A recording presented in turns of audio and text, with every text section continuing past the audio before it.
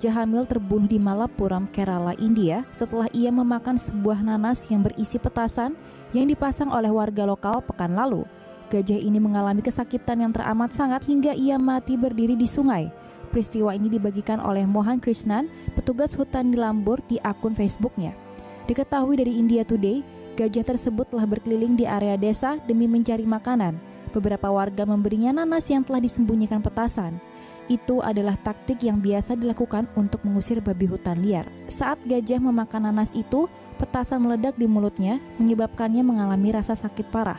Ia keluar ke desa karena mencari makan. Ia tidak tahu tentang manusia egois yang akan ia lihat. Ia pasti berpikir, manusia akan berbagi dengannya karena ia sedang mengandung.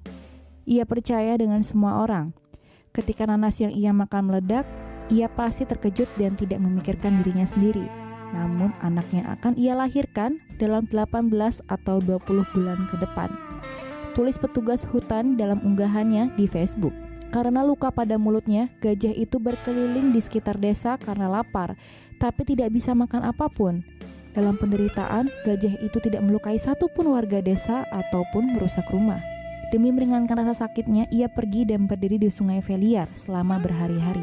Petugas Krishnan yang juga bagian dari tim penyelamat berkata, ketika saya melihatnya, ia berdiri di sungai dengan mulut dan belalai di dalam air. Ia pasti berdiri di air untuk mencegah serangga memakan lukanya. Petugas hutan kemudian menggunakan 2 gajah untuk menarik gajah betina itu ke tepi sungai.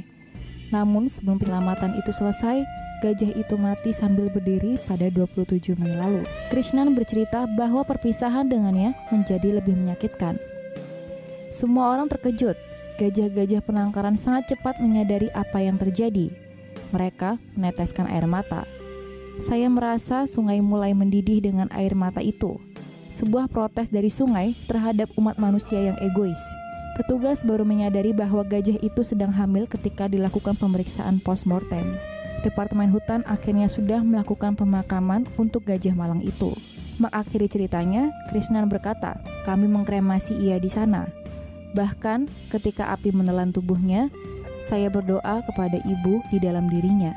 Sebagai salah satu dari umat manusia yang bisa saya katakan adalah, saudari, maaf."